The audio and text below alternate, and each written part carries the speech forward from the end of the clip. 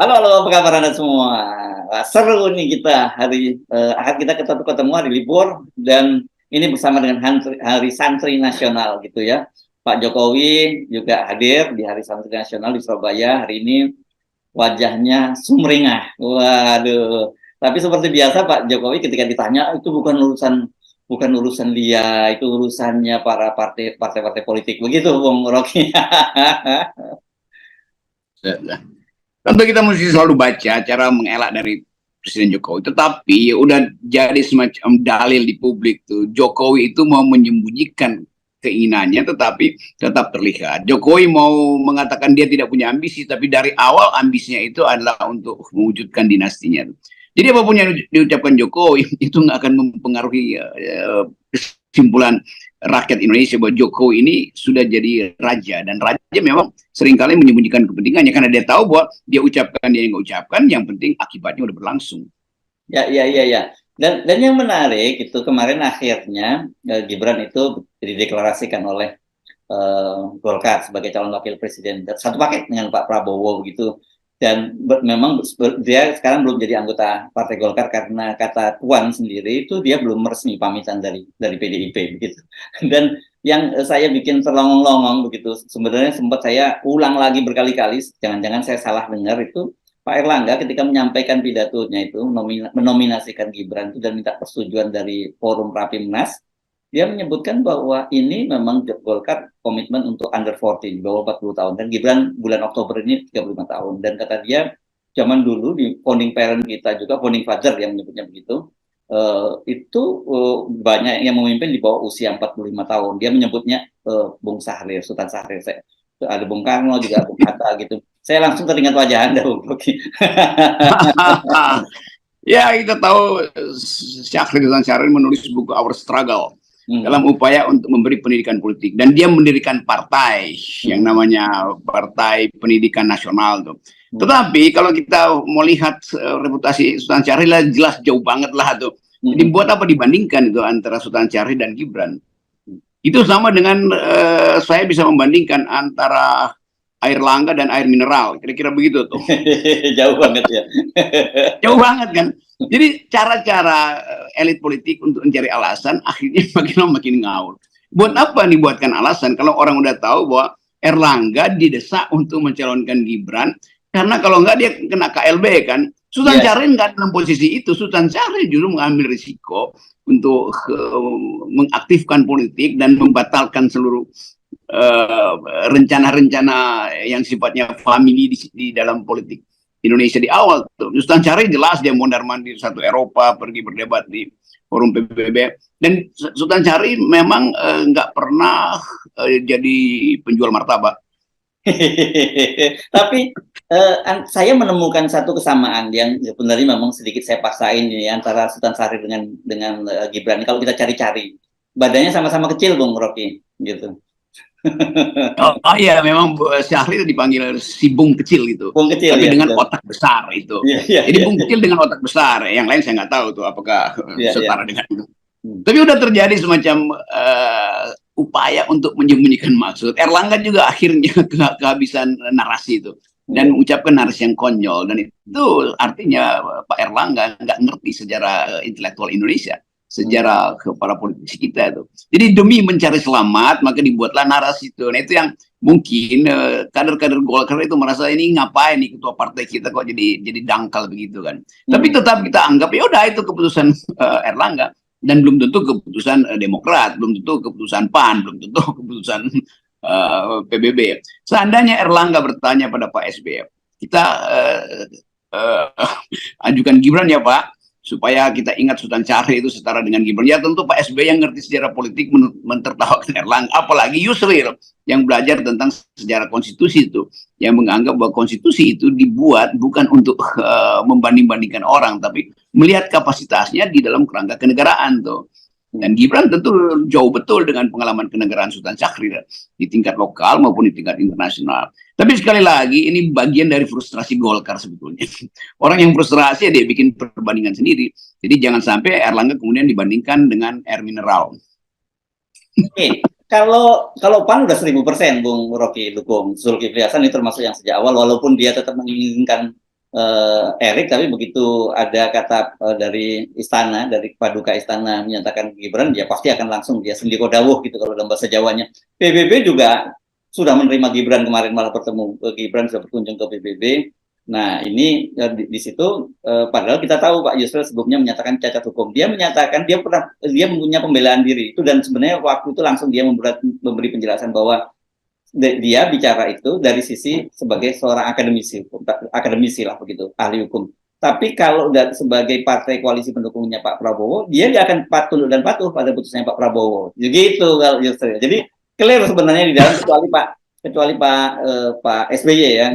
Nanti kita bicarakan soal Pak SBY.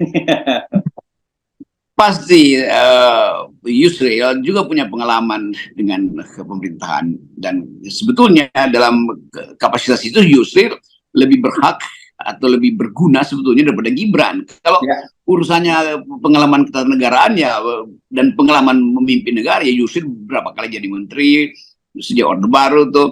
Tetapi poin kita selalu adalah melihat apakah betul publik menghendaki Gibran. Kan lebih penting adalah publik, bukan koalisi. Kalau andainya Pak Prabowo karena alasan-alasan strategis akhirnya memilih Gibran, dan tentu ada kalkulasi Partai Gerindra bahwa Gibran tidak mungkin jadi faktor penambah suara tuh. Tapi tinggal satu alasan, siapa yang sebetulnya menghendaki Gibran untuk jadi wakil presiden tuh? Ya Erlangga tentu, karena tadi ya mungkin kalau nggak begitu Erlangga kena sprindik. Prabowo kelihatannya ragu-ragu tuh, tapi dia mesti terima fakta itu. Jadi sebetulnya Prabowo juga ya jujur aja, karena dia anggap bahwa dia satu garis dengan Jokowi, maka apa yang diminta Jokowi harus dia lakukan.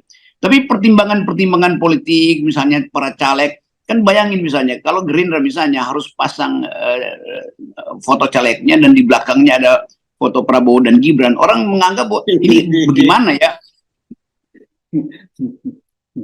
Foto Prabowo pasti Gibran akan elektabilitas tuh. Jadi susah secara psikologis. Mungkin orang yang pro Prabowo menganggap ya coba Prabowo aja, tapi yang lain menganggap ya tapi nggak enak itu. Nanti satu waktu mereka diolok-olok, oh ini petugas partainya Gibran itu, nggak disebut petugas partainya Prabowo. Kalau disebut petugas partai Pak Prabowo itu bangga tuh, karena ditugaskan oleh Prabowo. Bagaimana itu dianggap oleh publik, apalagi netizen suka jahil, dia crop aja tuh fotonya tuh. Di belakang caleg Gerindra ada foto Gibran, foto Prabowo mereka nggak muat di situ kan. Ini kan permainan-permainan akan dimanfaatkan oleh musuh-musuh politik Gerindra tuh. Jadi mesti dibayangkan kejahilan-kejahilan pasca Gibran disandingkan dengan Prabowo. Ya, saya langsung terbayang itu. Ada satu caleg misalnya memasang ada foto Gibran, foto Prabowo gitu. Kalau yang dilihat pertama kali Pak Prabowo itu akan menambah suaranya. Jadi begitu dilihat Gibran kan turun suaranya kan begitu. Nah, persoalannya tergantung publik bagaimana cara memandangnya. Lihat wajah Gibran dulu atau wajah Prabowo dulu. Kalau lihat wajah Gibran turun, begitu lihat wajah Prabowo naik. Tapi kecelakannya kalau dilihat wajahnya Prabowo dulu baru belakang wajah Gibran, ya berarti calegnya itu akan rugi gitu. Bayangkan anak muda Indonesia itu menganggap Gibran itu bagian dari olok-olok politik hari ini. Jadi sudah disebut sebagai bagian dari olok-olok. Jadi seorang caleg misalnya dia punya putri, terus putrinya bilang, Bapak kenapa sih mesti ada Gibran di belakangnya tuh? Jadi pusing juga Bapak jadi meja makan kan? Karena milenial Indonesia yang terbiasa bermain sosial media menganggap bahwa Gibran adalah beban, Gibran bukan faktor bagi seorang caleg maupun capres. Nah ini yang kita anggap sebagai satu keadaan yang nanti akan memberantakkan elektabilitas Pak Prabowo. Tetapi saya tahu bahwa Prabowo mungkin sudah menerima itu sebagai fakta dan sudah dijanjikan bahwa nggak akan ada olok-olok semacam itu. Iya, tetapi sosial media ini kurang ajarnya lebih dari bajingan tolol sebetulnya kan. Dan mereka bisa memanfaatkan semua sudut untuk mengolok-olok Gerindra. Tapi kita ingin pastikan ya udah Prabowo udah memilih itu tuh. Walaupun kita tahu bahwa masih ada semacam dissenting opinion dari Pak SBY, karena Pak SBY merasa ya saya nggak perlu terima Gibran. Itu artinya belum final sebetulnya tuh, dan masih ada waktu sampai tanggal 25 tuh. Jadi Pak Prabowo juga masih bisa ditekan secara publik dan berubah juga pikirannya, bisa saja. Karena selama masih ada sisa waktu pendaftaran, tentu Prabowo membaca dengan teliti hasil survei, membaca dengan teliti makna dari Gibran, bagi membaca dengan teliti bagaimana milenial itu sinis pada Gerindra yang akhirnya harus ambil Gibran. Jadi Pak Prabowo pasti dalam 2-3 hari ini masih punya taktik atau strategi cadangan. Kira-kira itu. Dan kita tahu bahwa memang belum ada kesepakatan. Gibran jadi diusulkan oleh Golkar, bukan diusulkan oleh koalisi. Jadi masih banyak hal yang bisa terjadi. Oke, nah yang tidak bisa dihindari, meskipun kita juga sering sudah membicarakan sebelumnya, orang itu langsung ke konklusi karena keyakinan bahwa peluangnya Gibran dengan Pak Prabowo itu untuk menangkan Pilpres itu sangat tinggi. Bukan karena faktor Gibrannya, tapi faktor Pak Jokowinya, dan bukan faktor endorsement Pak Jokowinya, tapi faktor mesin kekuasaan yang ada di tangan Pak Jokowi, begitu. Dan orang langsung jumping, kalau terjadi apa-apa pada Pak Prabowo, ini sebenarnya berkali-kali kita bicarakan, itu ya pasti akan Gibran yang akan jadi presiden. Dan orang tidak, saya kira banyak orang Indonesia tidak siap, bahkan dalam mimpi yang paling liar pun mereka tidak mau bermimpi Gibran jadi presiden di Indonesia itu gitu. Saya kira Gerindra juga menghitung itu. Tentu Pak Prabowo juga sering kali Pak Prabowo dengan bijak mengatakan usia saya ya sudah berumur tuh, tetapi pikiran saya masih kayak anak muda. Itu justru yang diinginkan oleh anak-anak muda tuh. Yang penting pikirannya anak muda. Tetapi kalau ada hambatan secara fisik kesehatan, kan juga ide tentang kemudahan Pak Prabowo secara ini juga akan berhenti gitu, atau berkurang gitu, sehingga orang berpikir tadi seandainya Pak Prabowo dalam keadaan tidak sehat lalu sesuatu terjadi dan Gibran akhirnya dimunculkan, lalu orang merasa ini mau ngapain nih kita dipimpin oleh Gibran. Jadi semua hal yang buruk sebetulnya harus dibicarakan. Bukan kita ingin menghalangi Gibran, tapi kita ingin memberitahu publik bahwa konsekuensinya panjang itu. Ya. Apalagi misalnya kalau Gibran terpilih lalu PDIP tetap kesel lalu dicarikan cara untuk menghalangi seluruh program Pak Prabowo di kabinet nanti, lalu berantakan lagi kan bagaimanapun PDIP itu tetap akan kuat di parlemen. Mungkin saja Ganjar kalah tapi suara PDIP akan kuat. Demikian juga Demokrat tuh. Mereka yang membaca gimmick dari Pak SBY hari ini, atau Pak SBY yang masih menarik batas dari Gibran, itu menganggap bahwa Demokrat memang tidak menginginkan Gibran tuh. Jadi Demokrat nanti juga akan dapat limpahan suara justru karena menolak Gibran. Itu masalahnya kan. Jadi semua partai yang menolak Gibran itu pantas tambah semua tahu bahwa Gibran akan memerosotkan elektabilitas partai itu. Jadi satu-satunya cara kita menganalisis, mungkin ada kepercayaan Prabowo bahwa mesin politik Gerindra dan mesin politik Jokowi itu akan bersatu. Tapi jangan lupa bahwa mesin-mesin politik itu bersatu di awal kalau ada semacam ide baru tuh, ternyata idenya lama, yaitu Gibran. Jadi sekali lagi juga Gibran mungkin cemas-cemas berharap-harap, tapi dia cemas. Bagaimana kalau dia merosot, maka reputasi politik dia sebagai anak muda itu berhenti. Dan Erlangga nanti akan bilang bahwa akhirnya Gibran memang bukan setara dengan Sultan Syahrir. Ya, dan kita bayangkan begini ya, di parlemen nanti, katakanlah kita asumsinya dengan segala kekuatan Jokowi itu menang pasangan Prabowo Gibran. Tapi oposisi kan akan menjadi sangat kuat sekarang ini. Ada tadi PDIP jelas sangat kuat. Nanti ada di koalisi Indonesia, koalisi perubahan, di situ ada PKB, ada Surya Paloh. Surya Paloh pasti juga akan jadi oposisi, pasti Nasdem gitu. Ada PKS. Itu kan luar biasa sekali itu. Bayangkan itu pemerintahan dan kemudian yang jadi presidennya adalah Gibran gitu. Bagaimana dia menghadapi oposisi itu? Itu yang kita udah prediksi tuh. Kalau terjadi sesuatu, bahkan ketika Pak Prabowo memang berkuasa, Gibran wakil presiden, tetap oposisi akan mengacak-acak Gerindra atau kabinet Prabowo, bukan karena Prabowo-nya, tapi karena Gibrannya itu. Dan orang masih ingat bagaimana kita menghadapi situasi-situasi sulit dan tiba-tiba ada tokoh yang muncul. Dan sekarang kalau situasi sulit yang sama yang muncul ada Gibran, itu artinya makin sulit situasinya kan. Jadi tetap bangsa ini punya ingatan historis bahwa ketika Bung Karno ada kesulitan, ada Pak Harto tuh. Ketika Pak Harto ada kesulitan, ada Pak Habibie itu. Ketika Pak Habibie ada kesulitan, terjadi reformasi karena Pak Habibie berupaya untuk mengendalikan diri dan nggak mau punya ambisi.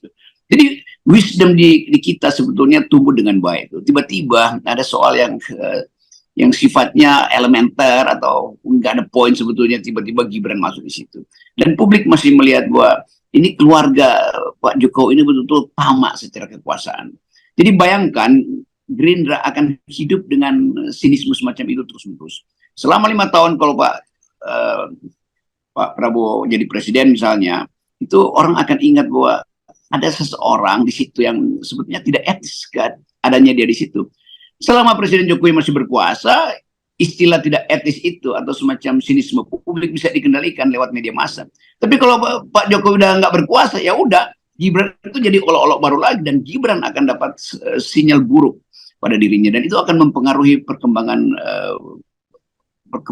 jiwa dari anak ini. Jadi akan dirusak sebetulnya oleh keadaan nanti. Itu yang kita bayangkan. Jadi kita sebetulnya berupaya untuk memitigasi keadaan.